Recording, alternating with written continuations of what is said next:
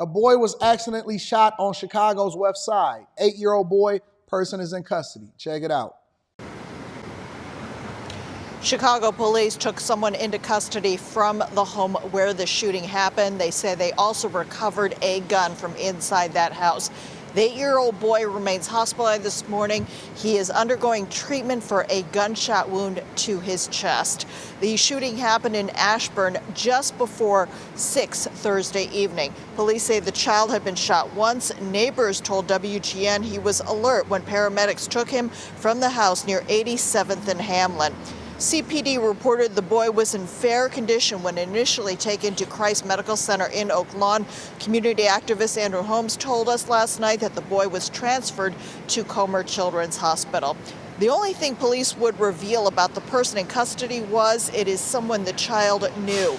What led up to the shooting, that is still unclear. We don't know whether this could have been an accidental shooting. Who else was in the house at the time? Neighbors say it was the heavy police presence that prompted them to come outside. We never have anything like happen in our neighborhood, so this really concerned us, and we just like look out and we see like a lot of police go inside a house, and we found that really odd. And then we saw a little boy be taken out. Neighbors say they then saw police taking someone out of the house in handcuffs. There is no word this morning on any charges filed in this case. This is further proof that guns don't kill people, people kill people. All right, so just because you have it don't mean that you're responsible with it. Somebody gonna catch a charge, and it's unfortunate because the 8-year-old boy is now gonna have to live with that for the rest of his life.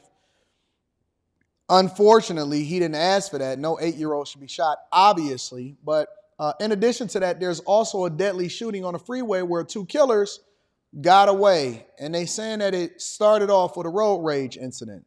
Check it out. We have breaking news at 11 o'clock. Death on Interstate 5. A deadly shooting in the middle of packed rush hour traffic shuts down that busy freeway. Tonight, investigators say a pair of freeway killers are still on the loose. Those northbound lanes still closed tonight. Eyewitness News reporter Michelle Fisher live for us in Boyle Heights with late-breaking new information. Michelle. Well, Mark, it was anticipated that this road might be reopened by 1 o'clock this morning, but just moments ago, the CHP saying that the I-5 northbound at Lorena Street will be closed now until further notice. An investigation continuing right now. A tent here in the middle of the freeway covering the vehicle that is at the center of this deadly shooting. It's scary to know that there's people with bad intentions out there just randomly shooting anybody in the freeway. It's very stressful to know that you could be in that type of danger. A deadly freeway shooting in Boyle Heights, leaving a community on edge, and the 5 northbound at a standstill. California Highway Patrol spending hours on an investigation centered around this gold Cadillac. A white sheet covering the deceased shooting victim inside. Highway Patrol says it all started around 4 Thursday afternoon. We had 2 vehicles involved in a road rage incident, a gold Cadillac sedan and a dark-colored Dodge Durango. The gold Cadillac rear-ended an uninvolved vehicle, at which point the occupants of the Dodge Durango exited and started firing upon the occupants of the gold Cadillac. Investigators say 2 Hispanic men in the Durango got back into the SUV and sped away as the Cadillac made a U-turn the wrong way up the northbound side of the 5, colliding with additional vehicles. The deceased male victim, who was in the passenger side of the Cadillac, reportedly suffering from 5 or 6 gunshot wounds. The driver of the vehicle was transported and is undergoing surgery currently. Onlookers gathering on the Lorena Street overpass, watching the investigation below and the traffic that was stalled for hours. Highway Patrol and Caltrans working together to eventually turn the northbound lanes around as the search for clues continued into Thursday night. This society is very, very scary. Like anything could happen at any time. 4 or 5 o'clock in the afternoon on a major artery, people getting out and walking up on a car, fighting, shooting other people. It's just detrimental to the public safety. And again, those Durango occupants do remain at large tonight. Investigators say they are looking at video, in particular from a Tesla that was around at the time of this incident, and reviewing that video to hopefully find out more information. They are also asking anyone to come forward if they saw something involved this afternoon. They're asking you to call this number. I believe we have it on the screen for you. It's 323-259-3200. That is for CHP Major Crimes. We are live tonight in Boyle Heights. I'm Michelle Fisher, ABC. So, yeah, man, be careful. Be careful who you interact with.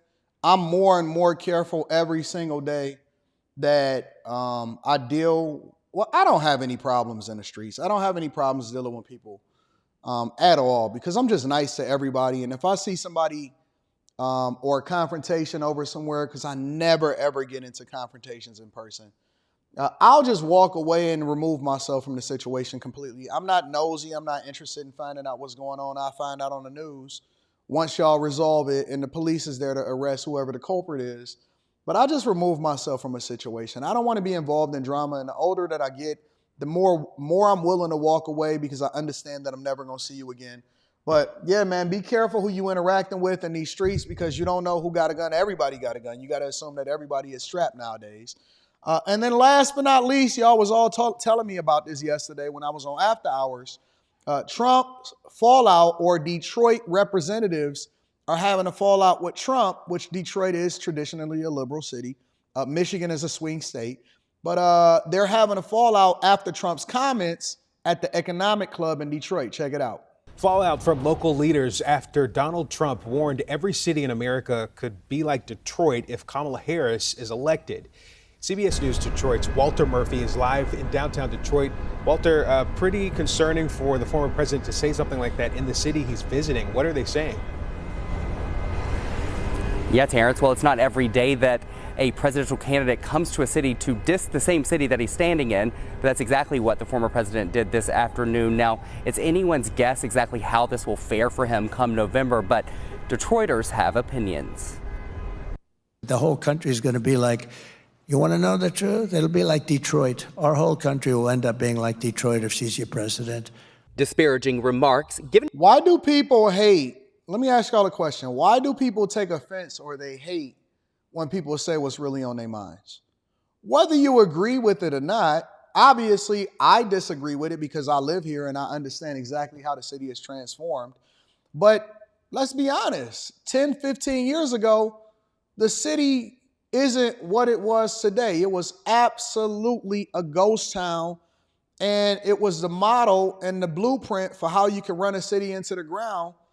Back in 2007, 2008, when we filed for bankruptcy, we was like the biggest major city to ever file for bankruptcy. And when a person tells you what their thoughts are or where the direction of the country is going, we see it happening in Chicago, we see it happening in Oakland. Why do people take offense to it instead of trying to understand the context behind it? But anyways, that's just my opinion. Given by President Donald Trump on Wednesday at a campaign stop in the city has Detroiters up in arms. Detroit Mayor Mike Duggan tweeting, lots of cities should be like Detroit, and we did it all without Trump's help. Michigan Governor Gretchen Whitmer also chimed in, saying, keep Detroit out of your mouth, and you better believe Detroiters won't forget this in November. It's no way to try and go out and to attempt to win someone's vote by insulting them in the city that they live in. Speaker of the Michigan State House Joe Tate says you needn't look any further than Detroit's population growth over the past year as proof that Detroit is booming. He also focused on the cleanliness of the city. And that's how the city looks right now, to be honest with you. All of those, the new buildings, y'all see me on my vlogs every single morning. The building over to the right is the building that General Motors is moving into. It's been a real great renaissance, I would say, over the last 15 years. Opportunity, economic opportunity. I decided to move back into the city. I got my office in the city. It's a lot of people doing great things, but I'm pretty sure, and I can't put words in his mouth, that the context behind it was what Detroit had become as a result of them filing for bankruptcy in the early 2000s, the early to mid 2000s. But people are so easily offended instead of trying to understand the context, but that's because they was already feeling some type of way about him anyway. And so I don't get mad at when people say things that I may or may not disagree with, or they didn't add the additional context to it. I actually can appreciate that people ain't pandering to me and they just saying what they really feel. And maybe you can educate them if they felt like that way or they wasn't as informed as to how much the city has transformed and how it's become a phenomenal place. And it's booming. It's booming every single day. But I mean, you know, like I said, Detroit economic leaders, the majority of the leaders that's here in Detroit are liberals. They Democrats. They pander to a Democratic audience. We got a Democratic governor of the state, Gretchen Whitmer, who I absolutely despise. We have a Democratic mayor in Mike Duggan, who I think has done a phenomenal and an excellent job. But again, I think that they're all caping and going for.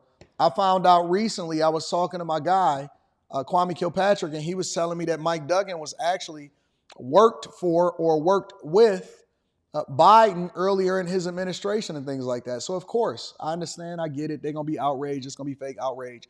But if you're doing what you're doing, I'm still voting for Trump. I still think he's the best person for the country. And an overall reduction in crime, things that he says the former president probably... Nope, Connie, you're wrong. Not only downtown is booming. Edison, Rosedale Park, Sherwood Forest, it's a lot of places that's booming, but just like any major city, you're going to have the good and you're going to have the bad. And so there's places like the Red Zone that may not be booming as much. And shout out to my guy, HPTV. I rock with you, big dog. Really good content creator on the up and up. He's one of the content creators that I like that's from Detroit that's on the come up. Shout out to HPTV. And then there are cities inside of Detroit that's surrounded by Detroit that may not be doing so well, such as Highland Park. But Metro Detroit and the Detroit area is absolutely on the come up and is booming. Is really one of the greatest economic opportunities as far as investment that people are not familiar with. So there's just like any good city, just like New York, just like Miami, just like anywhere, there's going to be good and bad.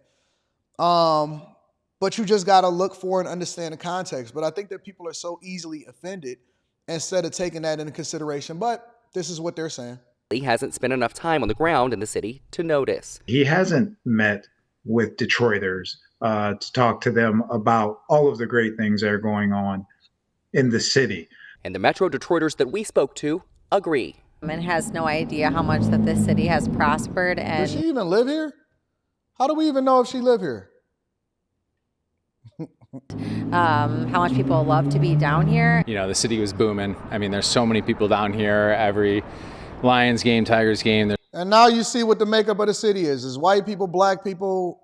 It's everybody that's down here. There's always so many people down here.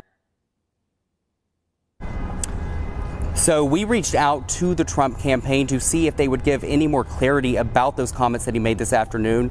And they gave us this statement that reads in part, President Trump remembers when Detroit was lauded as the gold standard for auto manufacturing success and revolutionized the industry. It goes on to say that his policies will usher in a new era of economic success and stability for Detroit, helping the city reach its fullest potential. If you want to read that in full statement, you can find it on our website. Yeah, I think that people are easily offended, but Detroit is a blue city. It's still mostly black. The majority of the people that's in the city, that's in the inner city, it kind of reminds me of Houston, right? Houston is a blue city. Texas is a red state. Michigan is a swing state. Detroit is a blue city. So the voter turnout rate within the city is going to be low, just like it is in any urban city. But like I said, a lot of people like to get offended because they're not taking responsibility of what our reputation is. The reality is, and I documented how bad it was back when it was bad, back when I first really got into YouTube, but it's changed and it's evolved. And so we just got to be honest with ourselves. The truth is that we have to do more as far as showcasing and representing ourselves for a longer period of time of what the transformation has become, instead of getting offended of what people's opinion of us is. It's not our responsibility to change your opinion. It's our responsibility to be a reflection of the change that we've seen and then let people experience it for themselves. For the NFL draft, people was like, they came here and they said, man, I didn't know it was as good as it is. Okay, when you get an opportunity to put on, you put on. But at the same time, you can't hold people accountable for what their opinion is of the city based off of what their previous experience is.